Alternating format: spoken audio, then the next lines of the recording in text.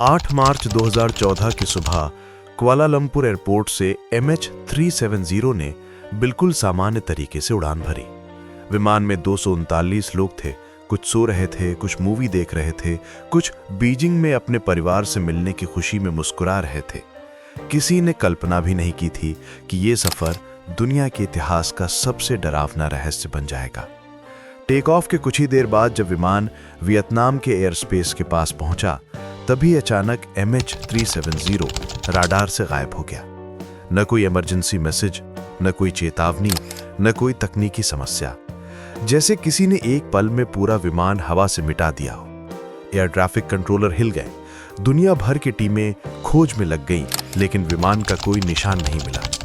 Satellite data ने एक अजीब बात दिखाई। विमान ने अचानक अपना रास्ता बदला था और वो दक्षिण हिंद महासागर की ओर मुड़ गया था।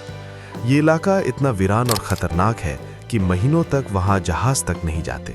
सैकड़ों टापू, भयंकर तूफान और गहरी खामोशी, मानो ये जगह दुनिया से अलग हो। 11 साल तक दुनिया बस अंदाजे लगाती रही। कोई कहता विमान समुद्र में गिरा, कोई कहता हाईजैक हुआ, कोई षड्यंत्र की बात करने लगा। लेकिन असली सच 2025 में सामने आया, जब एक फ्रेंच मछुआरा एक अनजान रहस्यमय टापू पर पहुंचा। वहां उसे एक टूटी फूटी झोपड़ी मिली।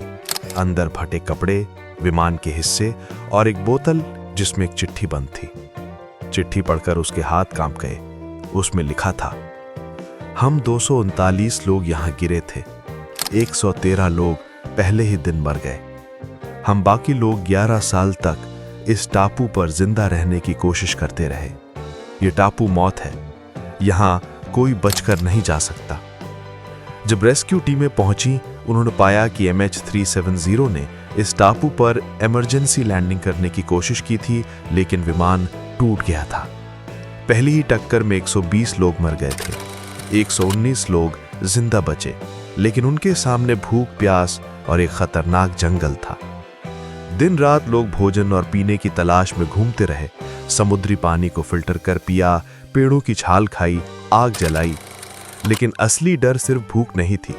रात होते ही जंगल में अजीब चीखें सुनाई देती, चट्टानों पर परछाइयां दौड़ती और मरने वालों की लाशें रातों रात गायब हो जाती थी। बचे हुए लोग कहते थे, ऐसा लगता था जैसे कोई हमें देख रहा है, पर दिखाई नहीं देता। 4 साल में 119 में से 46 लोग बचे। फिर 2021 में एक भयानक तूफान आया, जिसने उनके बने हुए झोपड़े तक उड़ा दिए। 46 में से 13 लोग उस रात मर गए। अब सिर्फ 8 लोग बचे, 4 औरतें, 4 पुरुष। उन्होंने मिलकर बांस की एक छोटी नाव बनाई और समुद्र में उतरने का फैसला किया। शार्क, तूफान और भूख से लड़ते हुए 8 में से सिर्फ 3 लोग ही जिंदा बच पाए। 2023 में इन तीनों को समुद्र में तैरता हुआ पाया गया, कमजोर, कंकाल जैसे, पर जिंदा।